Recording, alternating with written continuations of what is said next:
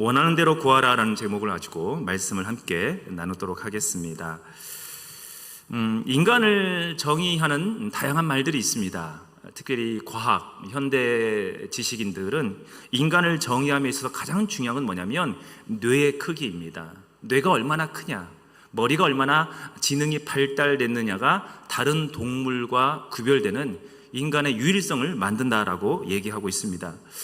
그러나 컴퓨터가 요즘 너무 발달됐습니다. AI 시대를 살고 있는데요, 챗 GPT라고 들어보셨겠지만 너무나도 발달됐습니다. 이번 주에 챗 GPT-5라는 더 업그레이드된 최신 버전이 나왔거든요. 제가 그걸 보자마자 유료 서비스로 전환했어요. 얼마나 똑똑한지 보려고. 박사급, 모든 분야의 박사급 똑똑함이 있다고 하는데 써보니까 정말 탁월하고 똑똑함을 확인해 볼 수 있었습니다. 한편 요즘 로봇가 많이 개발되고 있죠. 로봇가 우리나라, 중국, 미국뿐만 아니라 유럽 다양한 곳에서 다양하게 개발되고 있습니다. 자율주행도 곳곳에서 개발되고 있습니다. 이미 좋은 시스템이 워낙 많아서 자유롭게 차량을 탑승하거나 운전자 없이 차량이 이동하는 경우도 우리는 많이 볼 수 있습니다. 특별히 요즘 또 배터리가 맨 중요하지 않습니까? 배터리를 개발하는 일들이 있어요. 근데 여러분 아세요? 이 배터리를 개발해서 로봇에 다 끼우고 이 로봇가 자율주행으로 이동하고 AI가 들어가서 생각하고 사고하고 말하는 기능까지 이제 곧 있으면 온전한 통합이 이루어지거든요. 몇 년 안 남았습니다.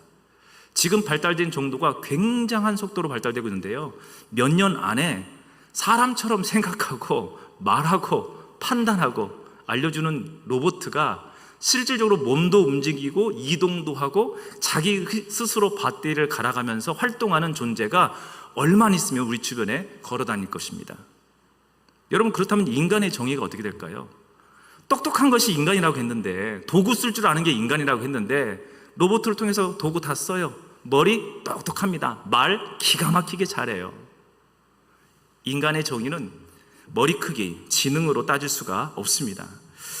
그런 면에서 저에게 인간이란 어떤 존재냐라고 물어본다면 저는 당연하게 이렇게 말할 겁니다. 인간은 기도하는 존재다라는 것입니다. 기도하는 존재. 여러분 동의하십니까? 네.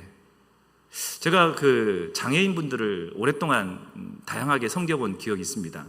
근데 섬기는 중에 발견한 것이 하나 있어요. 그건 뭐냐면 지능이 IQ 10, 20밖에 안 되는 아주 지능이 떨어지신 분들이 있습니다. 근데 그분들 특징이 뭐냐면 지능만 떨어진 게 아니라 몸도 불편해요. 그래서 일주일에 한 번씩 찾아가서 목욕해드리고 이렇게 씻겨드리고 또 사랑한다 얘기도 해주고 안아주기도 하고 이런 봉사를 좀 오랫동안 교회 성도님들이나 청년들하고 해봤는데 하면서 할 때마다 느끼는 게 있어요. 그 씻김이 다 끝나고 나면 찬양을 부르거든요. 예배 간단하게 붙으십시다 하면서 찬양 몇 곡 부르고 기도하는 정도인데, 여러분 찬양할 때에 그분들이 눈물을 흘리면서 기도해요. 두 손 들고 하나님을 찬양합니다. 근데 여러분, IQ 80, 90, 100이 된다고 하는 돌고래가 하나님한테 찬양하고 기도하는 거 봤습니까? 아니에요. 침팬치가 똑똑해서 숫자도 맞추고 그림도 맞춘다고 하는데 그 아이들이 기도하는 거 봤습니까? 아닙니다. 사람의 본질과 본성은 뭐냐? 기도하는 존재라는 것입니다. 사람들은 언제나 기도합니다. 우리 PPT 자료를 좀 보려고 하는데요, 정말 수많은 사람들이 기도합니다. 근데 그들은 참으로 열심히 기도합니다. 다음 장도 부탁합니다. 하나님 앞에 엎드려서 기도하는데요, 이 모슬렘 사람들 보니까 1년 중 라마단 기간이라고 하는데요, 오랜 기간 동안 금식하면서 기도해요. 그뿐만 아닙니다. 하루에 5번씩 꼬박꼬박 기도합니다. 모슬렘 거는 언제 한번 가본 적이 있는데 갔더니 뭔가 사이런이 울리더니 사람들이 우르르 어디로 몰려가는 거예요. 뭔가 봤더니 이 사람들이 금요일 정오 시간이에요. 금요일 정오 시간에는 모든 일하던 것을 멈춰서고 모두가 모스크에 가서 기도하는 시간을 갖는 거예요. 그들은 참으로 열심히 기도합니다. 지금 현재 나오는 그림은 스리랑카에 있는 그림인데요, 스리랑카를 가봤더니 스리랑카는 한 달에 하루씩 국경일이 있대요. 무조건 15일 날입니다. 1월 15일, 2월 15일, 3월 15일, 5월 15일, 7월 15일, 12월 15일까지 무조건 15일 되면 국경일이에요. 빨간 날이에요. 일 안 해요. 무슨 날인지 아세요? 모두가 절에 가서 부처님께 기도하는 시간이라는 거예요. 그 다음 장 보시면, 그림 보시면 오체투지하는 장면이 있습니다. 티벳에 가봤더니요, 이분들이 오체투지, 모든 전면을 땅에 엎드려서 기도합니다. 이렇게 해서 어떻게 하는지 아십니까? 자기 평생의 소원이 라사라고 하는 거룩한 곳이 있는데 그곳에 가는데요, 티벳 해발 4,000m, 5,000m 되는 땅입니다. 그 산을 넘고 정말 추운 지방이거든요. 한여름에 갔는데도 그 난로를 피고 지내는 곳인데요, 그 산을 넘고 겨울을 나고 해서 1년씩 2년씩 산을 넘어서 기도하는 처소로 갑니다. 오직 걸어가는 방법은 오체투지로 한 번 절하고 두 번 절하고, 정말 온 마음을 다해서 기도하는 모습들을 우리가 볼 수 있다는 것입니다. 인도 사람들은 또 어떻게 할까요? 겐지스 강에 가고 싶어 합니다. 겐지스 거룩한 이 젖줄에 가서 그들은 간절히 기도하길 원하고, 이 물을 더럽고 참 그런데 이 물을 먹고 마시고, 왜냐하면 성수고 자기들이 그렇게 원하던 물이니까 이곳에서 간절함으로 자기 신들에게 기도하더라는 것입니다. 일본에 가봤더니요, 일본은 곳곳에 신사가 있습니다. 신사가 엄청나게 많습니다. 곳곳에 있습니다. 이들은 출근할 때 기도하고, 학교 가도 기도하고, 퇴근할 때도 기도하고, 심심하면 집 옆에 신사 가서 기도합니다. 여러분 아실지 모르겠지만 일본에는 대부분 오래된 기업이나 큰 기업들은요, 큰 빌딩이 있으면 옥상에는 항상 신사가 있습니다. 회사 신사가 있어서 언제든지 기도하고, 사람들이 전체가 모여서 큰일 있으면 신사 앞에 가서 절을 하고 기도하는 것이 그들의 문화더라는 것입니다. 지금 여기 나오는 이제 황소 그림이 있는데요, 이게 텐만구랍니다. 텐만구는 뭐냐면 학문의 시입니다. 학문. 이 학문의 시는 언제 바빠지냐면 요즘 같은 때 바빠집니다. 대입 수능 시험이 얼마 남지 않은 이 기간에 학문의 시기에 가서 우리 자녀 대학 갈 수 있도록 기도한다는 거예요. 이 황소 보면 앞머리가 좀 번질번질하지 않습니까? 뒤에는 좀 새카만데 앞에는 좀 번질번질해요. 왜요? 이 코를 잘 만져야 되거든요. 또 엄청나게 많은 사람들이 모여서 기도하고 예물을 드리고 헌물을 바치고 있습니다. 우리나라도 지난 8월 5일 날이 드디어 수능 100일 날이었습니다. 이제 100일도 안 남았어요. 그러니까 어떻게 합니까? 강남권에 있는 수많은 아주머니들이요, 절간에 완전히 다 모였어요. 100일 기도 들어가는 것입니다. 헌금 엄청나게 합니다.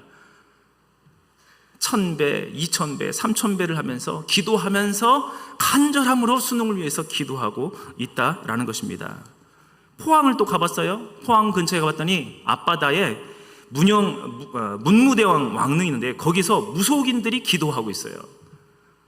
바다를 향해서 기도해요. 태백산에 갔더니 태백산 정상에서 기도하고 있어요. 계룡산은 물론이거니와 우리 옛 선조들은 어떻게 했습니까? 정한수 떠놓고 간절함으로 기도했습니다. 현대인들은 또 어떨까요? 현대인들은 무신론자라고 하는데요, 그들 또한 기도합니다. 요즘 이게 유행이에요. 자기 집에서 혼자 명상 기도실을 차려놓고 명상하며 기도합니다. 온 우주의 기운을 모아서 마음의 평정심을 위해서, 소원들의 성취를 위해서 기도하고 있다라는 것입니다. 여러분, 인간의 특징은 기도하는 존재라는 것입니다. 우리도 물론 기도하죠. 간절함으로 기도합니다. 이 자리에 오신 여러분들도 주님께 예배하며 기도하기 위해서 오신 줄로 믿습니다. 여러분, 그런데 모든 존재가 기도하지만 세상 사람들과 우리가 기도하는 것은 근본적으로 다른 어떠한 특징이 하나 있습니다. 일단 세상 사람들은 소원 성취나 마음의 평정심을 유지하기 위해서 기도합니다. 더 나아가면 신과 합의를 이뤄서 신에게 뭔가 응답받기 위해서 기도하는 것이 그들의 전부입니다. 그런데 우리의 기도는 한마디로 말하면 인격적인 관계 속에서, 하나님과 관계 속에서 기도하는 것이 특징이라는 것입니다. 누가복음 12장 말씀에 보면 이러한 말씀이 등장합니다. 우리 함께 읽어보겠습니다. 시작. 너희는 무엇을 먹을까 무엇을 마실까 하여 구하지 말며 근심하지도 말라. 이 모든 것은 세상 백성들이 구하는 것이라. 너희 아버지께서는 이런 것이 너에게 있어야 할 것을 아시느니라. 아멘. 세상 사람들이 수없이 많이 기도하고 있지만 그들과는 다르다는 거예요. 왜요? 우리는 아빠 하나님한테 기도하기 때문입니다. 그저 전능하신 어떤 신에게 뭔가 요구해달라고, 또는 내 스스로의 마음을, 평정심을 유지하기 위해서 다듬기 위해서 기도하는 어떤 명상의 과정이 아니라, 아빠 하나님, 나의 관계 속에 있는 하나님, 나를 아시고 나의 필요를 아시며 나도 그분을 사랑하는 그분과 함께하는 시간이 바로 기도 시간이라는 것입니다. 저희 집에는 비상 물건들이 있습니다. 소화기가 있고요, 구급약도 있습니다. 손정도도 있습니다. 불이 나가면 사용하기 위해서죠. 우리 교회 구석에도 어디 보면은 아마 소화기, 구급약, 손정도와 같은 비상용 물건들이 있을 것입니다. 평소에는 사용하지 않습니다. 급할 때, 필요할 때 이 물건들을 사용한다는 것이죠. 근데 놀라운 것은 우리가 아빠 하나님을 그렇게 소유하고 얻었음에도 불구하고도 마치 비상용 약품처럼 하나님 앞에 기도할 때가 있다는 거예요. 필요할 때, 급할 때 기도할 때도 있다라는 것입니다. 우리는 이렇게 기도에 관해서 오해하는 경우들이 있습니다. 기도를 하나님과의 관계가 아닌 단순한 문제 해결하는 어떤 수단으로서 바라보고 응답을 바라보고 기도하는 경우들이 때로는 있다라는 거예요. 하나님은 그것을 경계합니다. 이방인들이 기도하는 거 아니냐. 여러분이 어떤 분이 엘리베이터를 이용하는데 엘리베이터가 잠깐 멈췄대요. 순간 너무 무서워지더래요. 어떻게 해야 되나 봤는데 거기 봤더니 비상 버튼이 딱 있는 거예요. 와, 그래, 비상 버튼은 되겠구나. 비상 버튼을 딱 눌렀다랍니다. 누르면서 뭘 기대했어요? 비상 버튼이 딱 누르면 갑자기 문이 열리거나 아니면 엘리베이터가 작동되기를 기다렸는데 무슨 짓이세요? 경비소 아저씨하고 연결되더라는 거예요. 저희 지금 있는데요, 엘리베이터가 멈춰 있고요, 지금 어느 몇 동 몇 호인데요, 어느 라인에 있습니다. 제발 좀 도와주세요. 그런가요? 알겠습니다. 어떻게 조치하고 어떻게 조치고. 지금 움직이지 마시고 활동하지 마시고 문을 일부러 열려고 하지 마십시오. 잠깐 기다리시면 구조하는 사람들 불러서 저희가 구출해 내겠습니다. 대화하는 거죠, 대화. 여러분, 기도는 비상 버튼이 아닙니다. 내가 급할 때, 필요할 때 딱 기도 버튼 누르면 하나님이 응답해 줘가지고 문제가 쫙 해결되는 거 아니라는 거예요. 문제가 해결되기에 앞서서 대화부터 시작되는 거예요. 관리소 아저씨와 연결돼서 대화가 시작되고 문제를 파악하게 되고 적절한 대응 조치를 취하는 것처럼 우리가 기도할 때에 하나님과 연결되어서 하나님과 그걸 놓고 그 문제를 놓고 대화하기 시작하는 것이 바로 기도라는 것입니다. 마찬가지로 우리는 기도를 통해 하나님께 즉각적인 문제 해결만을 기대는 것이 아니라 하나님은 우리와 대화를 나누시고 우리를 인도하시며 때로는 기다림을 통해서 준비시키는 과정을 통해서 우리가 하나님 앞에 나아갈 수 있다는 것입니다. 여기에 기도에 관한 두 번째 오해가 바로 이런 것이죠. 우리의 기도에 대한 하나님은 예스로만 답하는 것이 응답이 아니라는 것입니다. 응답은 뭔가요? 우리 딸아이가 물어봐요. 아빠, 장난감 사주세요. 그러면 예스, 알아서 사줄게. 여러분, 이것만이 응답입니까? 아니죠. 지금 당장 필요하고 여건이 될 것 같다. 그럼 알았어, 사줄게. 지금 사러 가자. 할 수도 있겠지만 안 돼. 그건 너 이미 장난감이 여러 개 있는데 또 똑같은 거잖아. 너 이거 안 되겠어. 못 사주겠어. 안 돼. 라고 한 것도 응답 아니겠어요? 또 때로는 야, 지금은 안 되고 다음 달 네 생일날 사줄게. 기다림을 통해서 응답하는 방식이 있을 것입니다. 그래서 기도의 응답의 세 가지 유형이 있는데 그것은 알겠어, 아니야, 기다려 라는 세 가지로 나눠볼 수 있다는 것입니다. 우리가 하나님께 기도할 때 응답받는다는 것은 바로 그것입니다. 하나님과 대화를 통해서 현재 상황을 알고 여기에 대해서 하나님께서 오케이 해주신 건지 아니면 거절하신 것인지 하나님이 기다려고 하는 것이 파악하는 것이 바로 기도의 응답이라는 것입니다. 기도는 하나님과의 이런 점에서 대화입니다. 우리가 내 마음의 소원을 아뢰는 것에서 시작되어져서 말씀과 성령의 빛 안에서 기도하다 보면 기도의 내용이 서서히 달라지기 시작하고 나의 집착과 욕망은 사라지지만 정말 나에게 필요한 것, 아니 내가 지금 요구하는 것 이상 너머의 크고 놀라운 비밀들을 깨닫게 하셔서 그걸 주시겠다고 약속받고 나아가는 것이 바로 기도의 시간이라는 것입니다. 그러므로 사랑하는 성도 여러분, 여러분이 원하는 것이 있습니까? 원하는 것이 있다면 바로 하나님 앞에 기도함으로 시작할 수 있기를 간절히 바랍니다. 원하는 것을 구하십시오. 구해도 됩니다. 마음껏 원하는 걸 구하십시오. 왜냐? 기도는 대화의 시작이기 때문입니다. 우리가 잘 알고 있는 시편의 말씀들은 원색적인 표현과 감정의 표현들로 시작되는 경우들이 참 많습니다. 시편에 앞에 있는 몇 장, 한 10장 몇 장만 넘겨보더라도 이런 표현이 나옵니다. 어찌하여 이방 나라들이 분노하며 민족들이 헛된 일을 꾸미는가? 여호와여, 나의 대적들이 어찌 그리 많은지요? 하나님이여, 내가 부를 때에 응답해 좀 주십시오. 어찌하여 어느 때까지니까 나를 영원히 주님은 잊으셨습니까? 라고 한탄 섞기도 합니다. 주의 인자하심으로 나의 원수들을 끊으시고 내 영혼을 괴롭게 하는 자들을 다 멸하여 주십시오. 저주의 메시지까지도 선포하면서 하나님께 기도하는 거예요. 내 마음, 감정, 현재의 필요, 내 상황들을 있는 그대로 하나님께 나아가서 기도하기 시작하는 것이 하나님과의 기도의 시작이라는 것입니다. 그저 내가 원하는 것 마음대로 쏟아놓고 하나님 알아서 응답해 주세요. 하나님 왜 응답 안 하시지? 왜 예스 안 하시는 거야? 이게 기도가 아니라는 것입니다. 우리의 기도의 능력이 바로 여기에서 나타납니다.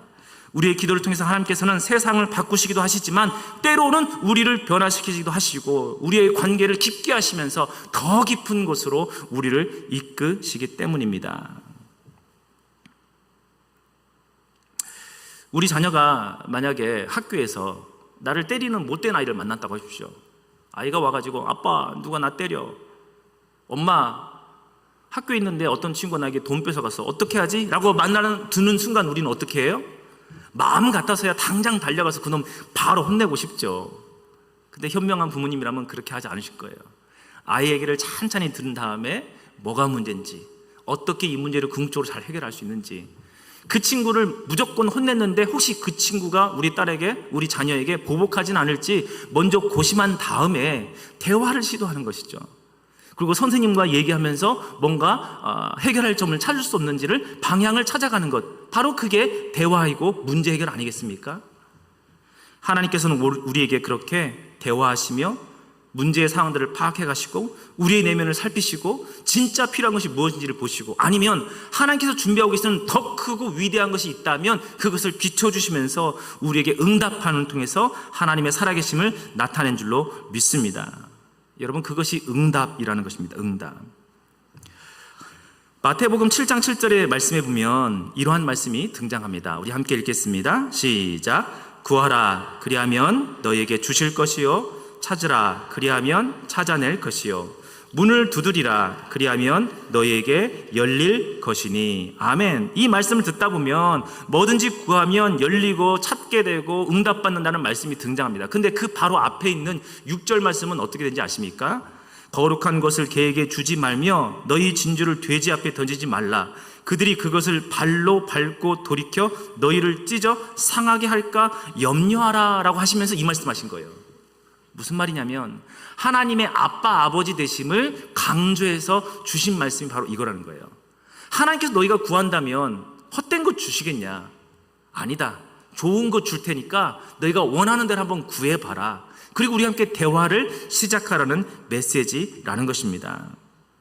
요한복음 15장 24절의 말씀에 보면 또한 이런 구절들이 등장합니다. 함께 읽겠습니다. 시작. 지금까지는 너희가 내 이름으로 아무것도 구하지 아니하였으나 구하라 그리하면 받으리니 너희 기쁨이 충만하리라. 아멘. 구하라 그리하면 받을 것이다 라고 확답을 주고 있어요. 근데 여기서 강조된 문구는 뭐냐? 사실은 예수님의 이름입니다. 예수님의 이름. 지금까지 너희는 나의 이름, 예수 그리스도의 이름으로 기도하지 않았고 하나님께 곧바로 기도했지만 내가 중보자가 된다. 내가 그 기도 가운데 하나님께서 응답할 것이고 내 이름으로 구할 때에 하나님께서 답할 것이니 내 이름으로 구하라 라는 것을 강조하기 위해서 주신 말씀이라는 것입니다. 그러므로 사랑하는 성도 여러분, 기도할 때마다 원하는 것을 구하고 응답받으시길 간절히 바랍니다. 그러나 그 안에서 하나님과의 관계가 먼저 우선시 되고 주님 안에 거할 때 그것이 이루어지는 시작인 것을 반드시 기억할 수 있기를 간절히 바랍니다. 그러면서 우리 본문 말씀을 좀 더 자세히 좀 살펴보려고 합니다. 오늘 말씀에 가만히 보면 요한복음 15장 7절 말씀은 이렇게 우리에게 말해주고 있습니다. 우리 함께 읽겠습니다. 시작. 너희가 내 안에 거하고 내 말이 너희 안에 거하면 무엇이든지 원하는 대로 구하라. 그리하면 이루리라. 아멘. 여기서 중요한 것은 거하다입니다. 거하다. 거하다는 것은 단순히 어디를 들렸다는 것이 아니라 그 안에 들렸을 뿐만 아니라 거기서 아예 사는 것을 말합니다. 연속하고 지속되어 그 안에 거하는 것을 거하다는 표현으로 이 본문 성경 안에 쓰였다는 것입니다. 포도나무에서 가지가 생명을 얻듯이 기도는 우리가 주님 안에서 단단히 붙어 있을 때에 그 안에 거함을 통해서 응답되는 삶, 하나님과의 관계 속에서 연결되어져서 주의 뜻을 이루는 삶이 된다라는 것입니다. 그래서 거한다는 말은 함께한다, 동행한다, 관계 안에 있다는 말이 됩니다. 여러분, 그러므로 우리가 기도할 때에 기도는 예수님과 우리가 연결되어 있다는 증거를 나타냅니다. 다시 한번요. 기도는 예수님과 우리가 연결되어 있다는 것의 증거입니다. 반대로 다른 말로 한번 해볼까요? 다른 말로 말하면 하나님을 믿는다면서 기도하지 않는 삶을 살고 있다. 그 사람과 주님과 아직 연결되지 않았다는 거예요. 그걸 우리는 흔히 가르쳐서 종교인이라고 합니다. 교회는 다녀요. 교회에서 봉사도 해요. 예수 믿는다고 합니다. 그래서 기독교라는 종교를 신앙하고 종교인으로 살아가고 있어요. 그러나 하나님과 연결되어 있는지 확신할 수는 없어요. 기도는 그런 의미에서 신앙의 본질이 됩니다. 본질. 하나님과 연결된 것이 신앙의 본질이라고 말한다면 기도하는 사람이 바로 하나님과 연결되어 있는 사람의 모습이고 증거가 된다라는 것입니다. 기도는 관계 호흡입니다. 부모와 자녀가 매일 대화를 하고 사랑을 하듯이 기도는 하나님과 동행하는 사람의 가장 자연스러운 일상입니다. 우리가 여름 휴가를 가곤 하는데요. 휴가를 가면 보통은 가족끼리 보통 갑니다. 가족하고 왜 같이 갑니까? 가족끼리 가는데 사실 불편한 게 많아요. 놀이 문화가 다릅니다.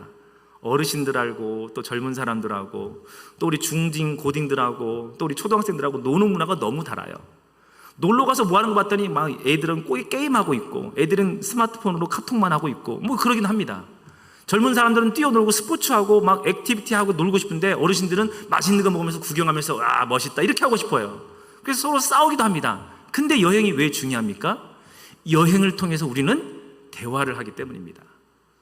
먼 거리 가면서 옆에 앉아서 이런저런 대화하고 평소에 나누지 못했던 예화를 하면서 우리의 관계를 확인하고 서로에 대해서 깊이 알아가고 서로는 깊이 있던 대화가 필요한 부분이 있다면 나누기도 하면서 관계를 쌓아가는 것이 바로 여행이라는 거예요. 여러분 여행 가면 피로가 풀리나요? 아니에요. 우리 고 목사님 휴가를 보내시고 오셨는데 아주 피곤이 산접한 모습으로 오셨어요. 그래도 여행은 가야 돼요. 왜요? 가족과 함께 우리의 일상 분주했던 삶을 내려놓고 함께 대화하고 서로의 관계를 돌아보고 서로를 알아가는 시간들이 필요하기 때문인 것입니다.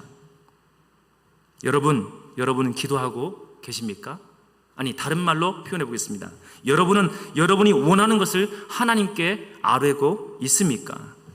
여러분이 원하는 바를 주님께 기도하여 응답받는 삶이 되어지기를 간절히 바랍니다.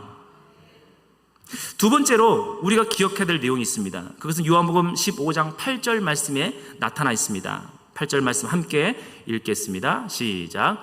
너희가 열매를 많이 맺으면 내 아버지께서 영광을 받으실 것이요 너희는 내 제자가 되리라. 아멘. 요한복음 15장에는 사실 열매에 대한 얘기가 참 많이 나옵니다. 열매를 맺다. 근데 여러분 보십시오. 7절과 8절 말씀 안에서 열매를 맺는다는 것은 무엇을 말할까요?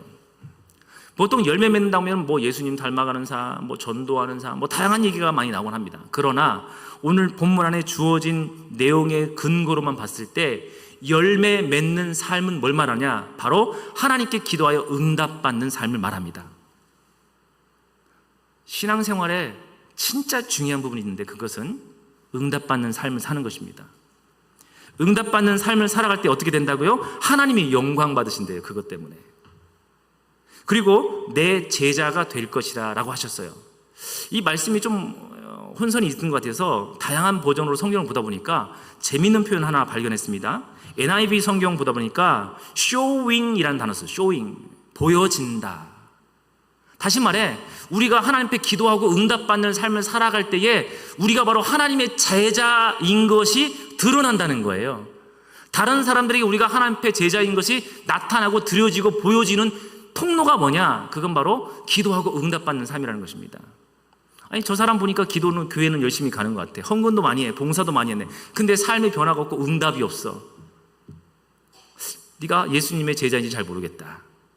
근데 저 사람은 너 전도하고 교회 나오는 얘기는 별로 안 해. 근데 늘 얘기하다 보면 제가 오늘 이런 일이 어려움이 있었는데 하나님께 기도해서 이런 응답을 받았습니다.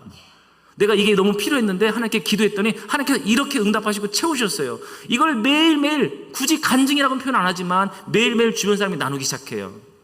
직장에서 만나고 동네에서 만나고 친구들, 동료들을 만났는데 안 믿는 친구들인데 하나님이 늘 동행하고 있으며 기도하고 응답받는 삶이 그 사람의 아예 배어 있어요. 그런 기도를 나눌 때에 사람들이 어떻게 본다고요? 아, 너 그리스도의 제자구나, 예수님 따르는 사람이구나라고 보여지게 되고 알게 되더라는 것입니다. 그러면서 그걸 통해서 하나님이 영광 받으신답니다. 영광이라는 단어를 사용할 때는 영광은 죄와의 반대말입니다.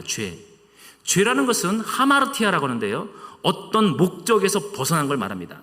많이 들어봤을 거예요. 화살과 관역을 딱 쏘았는데 정중앙에 딱 맞지 않고 관역을 빗나가는 것을 하마르티아, 죄라고 말합니다. 죄는 다른 것이 아니라 하나님이 원래 목적을 이루고자 한 것이 완성되지 못하고 어긋난 것을 죄라고 하거든요. 그렇다면 그 반대말이 영광이라는 단어예요. 영광은 뭐냐? 하나님의 목적이 성취된 것을 말합니다. 지금 제가 마이크를 사용하고 있는데 제 목소리 잘 들리십니까? 좀 괜찮게 목소리 들리나요? 네. 목소리도 잘 들리고 확대해서 괜찮은 목소리로 잘 들린다면 이 마이크는 잘 된 거죠. 그럼 우리는 어떻게 해요? 이 마이크, 어디 거지? 어느 회사 거야? 이 회사가 영광받는 것이죠. 제가 한 번은 신대원 중에 있는데 수요일 날 예배를 드리는데 갑자기 예배를 인도하던 목사님이 미국에서 음악을 하시던 분인데 우리 형제가 찾아와서 잠깐 특송을 부탁하려고 한다. 괜찮겠냐? 그래서 네, 알겠습니다 해가지고 특송을 딱 했어요. 특송을 하려고 한 남자가 등장했는데 볼 때부터 외모가 범상치 않아요. 머리가 긴데 엉덩이 밑에까지 내려왔어요. 생머리로 쫙.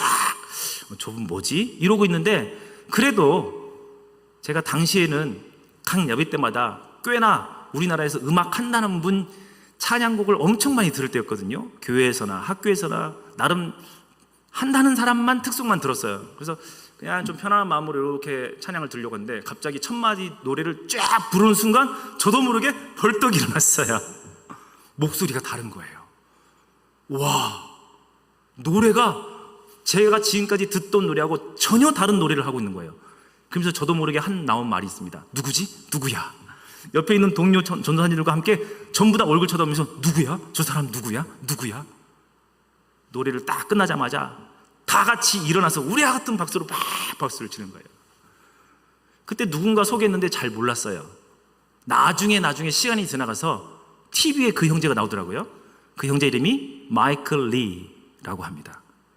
들어보셨어요? 혹시 마이클 리라고?